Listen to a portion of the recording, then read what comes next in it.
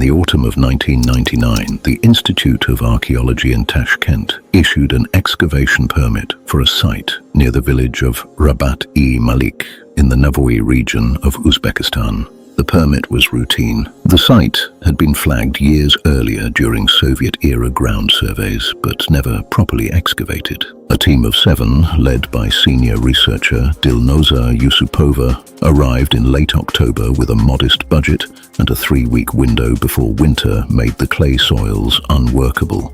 The site was unremarkable on paper. Surface scatter suggested a caravanserai complex, probably 10th or 11th century, likely associated with the Qarakhanid period of Silk Road administration. There were dozens of similar sites within a 200-kilometer radius.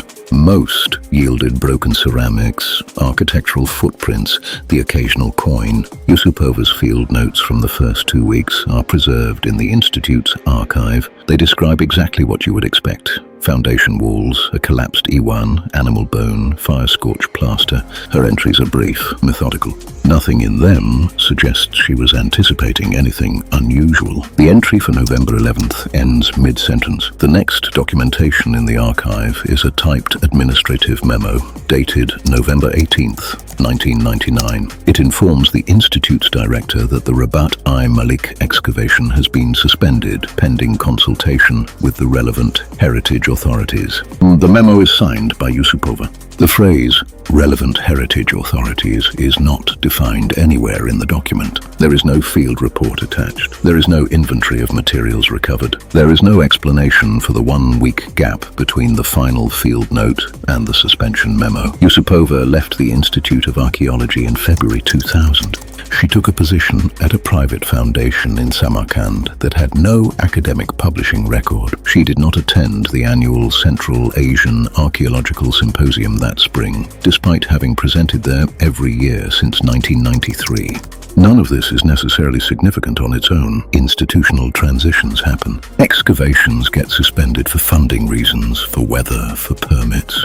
But there are a few details that make the Rabat-i Malik file unusual. The site itself was not closed after November 1999. Local land registry documents, which can be accessed through the Navoiy Regional Administration, show that a section of the Rabat-i Malik plot was reclassified in December 1999 from Cultural Heritage Zone to Restricted Access Research Area. This reclassification was applied for and approved in under 3 weeks, a process that normally takes 4 to 6 months. An unnamed researcher who worked at the Institute in that period, speaking to a Samarkand-based heritage journalist in 2014, described being told at the time that something structural had been found. That was the word she remembered. Structural. She said she assumed it meant a collapse risk, that the site had become unsafe to work. That explanation is plausible. Subsurface chambers in this region can be unstable. But if safety was the concern, the standard procedure would have been to file a formal hazard report with the Ministry of Cultural Affairs,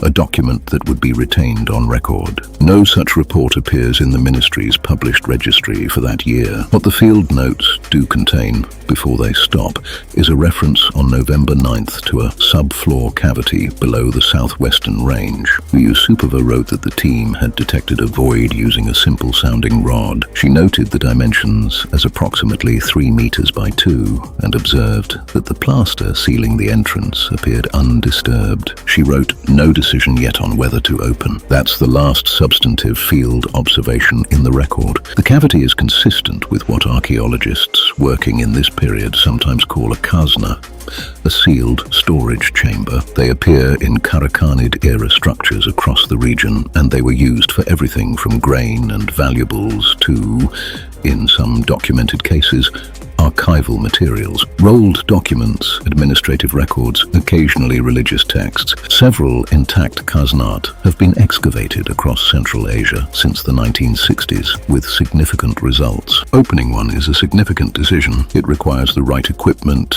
preservation supplies, photography documentation. You don't do it at the end of a field season in November. Yusupova's hesitation, noted in her entry, was professionally reasonable. What is harder to explain is what happened afterward. In 2007, a partial field report from the Rabat-i Malik site appeared in a regional heritage bulletin published by the Uzbekistan Academy of Sciences. The report was attributed to a team from a different institution, the Samarkand branch of the Historical Monuments Research Center, and covered survey work conducted at the site in 2002 and 2003. The report described the caravanserai's architectural layout in some detail. It mentioned the Iwan, the courtyard dimensions, the ceramic assemblage. It made no mention of any subfloor cavity. It made no mention of Yusupova's 1999 excavation. This is not unusual in itself. Reports frequently don't cite earlier unpublished work, especially in a post-Soviet institutional environment where records from the 1990s were inconsistently maintained. But the report did include a site plan, and on that plan,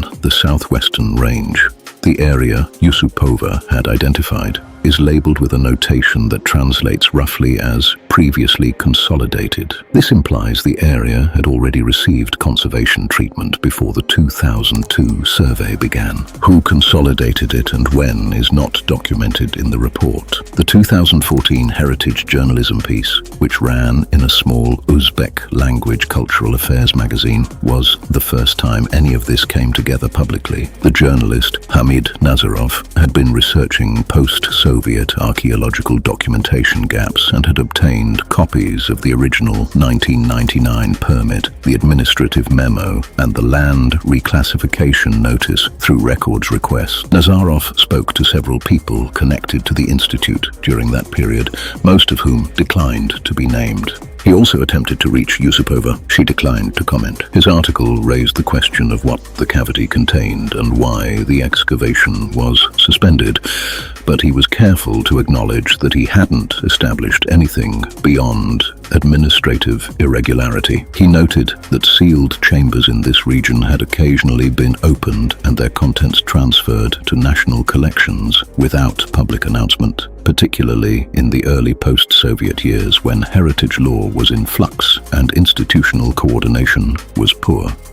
His conclusion was measured, the record was incomplete, and the reasons for the incompleteness weren't clear. The article was not widely circulated. It doesn't appear to have prompted any official response. There's one other document worth noting. In 2011, the Tashkent Institute's library acquired a collection of papers from a retired archaeologist named Bakhtiar Rakimov, who had worked across the Navoy region from the 1970s through the early 2000s. The acquisition was catalogued but not fully processed, and most of the Rakimov papers remain undigitized. A researcher who spent several days with the collection in 2017 while working on an unrelated project mentioned in a footnote of her published thesis that the Rakimov papers contained a brief reference to the Rabat-i Malik site, apparently from late 1999, which alludes to coordination with Tashkent over an unspecified find.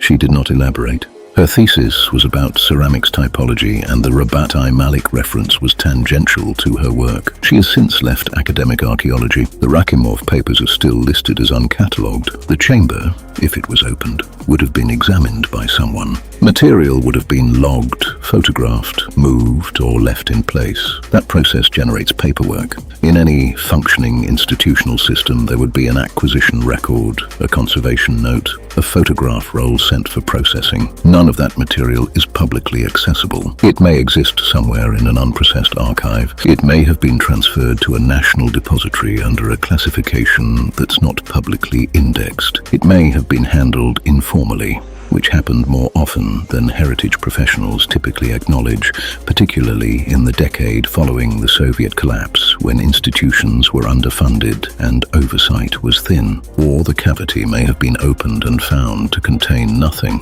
A void in the earth, sealed for 1,000 years, with no surviving contents. That happens too. Yusupova, as of the most recent information available, is still working at the Samarkand Foundation. She published 2 papers on Timurid period architectural ornament in 2008 and 2012. Neither mentions Rabat-i Malik. The site itself has not been the subject of any published excavation since the 2007 report. The Rakimov papers are still waiting.